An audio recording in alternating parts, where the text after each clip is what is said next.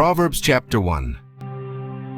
The Proverbs of Solomon, son of David, king of Israel, for gaining wisdom and instruction, for understanding words of insight, for receiving instruction in prudent behavior, doing what is right and just and fair, for giving prudence to those who are simple, knowledge and discretion to the young.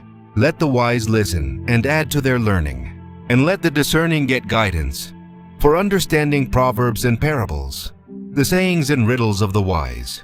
The fear of the Lord is the beginning of knowledge, but fools despise wisdom and instruction. Listen, my son, to your father's instruction, and do not forsake your mother's teaching. They are a garland to grace your head, and a chain to adorn your neck. My son, if sinful men entice you, do not give in to them. If they say, "Come along with us," let's lie in wait for innocent blood. Let's ambush some harmless soul. Let's swallow them alive like the grave, and whole like those who go down to the pit. We will get all sorts of valuable things, and fill our houses with plunder. Cast lots with us. We will all share the loot. My son, do not go along with them. Do not set foot on their paths, for their feet rush into evil. They are swift to shed blood. How useless to spread a net, where every bird can see it. These men lie in wait for their own blood. They ambush only themselves. Such are the paths of all who go after ill-gotten gain. It takes away the life of those who get it. Out in the open wisdom calls aloud. She raises her voice in the public square. On top of the wall she cries out. At the city gate she makes her speech. How long will you who are simple love your simple ways? How long will mockers delight in mockery, and fools hate knowledge? Repent at my rebuke, then I will pour out my thoughts to you. I will make known to you my teachings. But since you refuse to listen when I call, and no one pays attention when I stretch out my hand, since you disregard all my advice, and do not accept my rebuke, I in turn will laugh when disaster strikes you.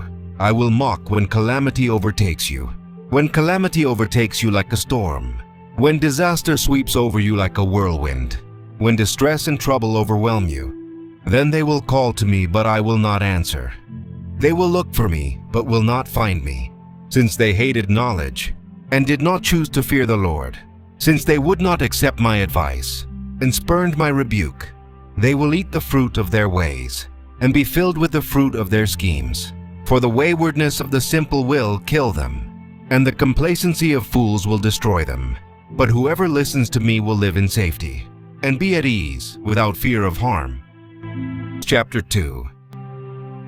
My son, if you accept my words, and store up my commands within you, turning your ear to wisdom, and applying your heart to understanding. Indeed, if you call out for insight, and cry aloud for understanding, and if you look for it as for silver, and search for it as for hidden treasure, then you will understand the fear of the Lord, and find the knowledge of God. For the Lord gives wisdom. From his mouth come knowledge and understanding. He holds success in store for the upright. He is a shield to those whose walk is blameless. For he guards the course of the just, and protects the way of his faithful ones. Then you will understand what is right and just, and fair, every good path. For wisdom will enter your heart, and knowledge will be pleasant to your soul. Discretion will protect you, and understanding will guard you. Wisdom will save you from the ways of wicked men, from men whose words are perverse, who have left the straight paths, to walk in dark ways, who delight in doing wrong, and rejoice in the perverseness of evil, whose paths are crooked, and who are devious in their ways. Wisdom will save you also from the adulterous woman, from the wayward woman with her seductive words, who has left the partner of her youth, and ignored the covenant she made before God. Surely her house leads down to death, and her paths to the spirits of the dead.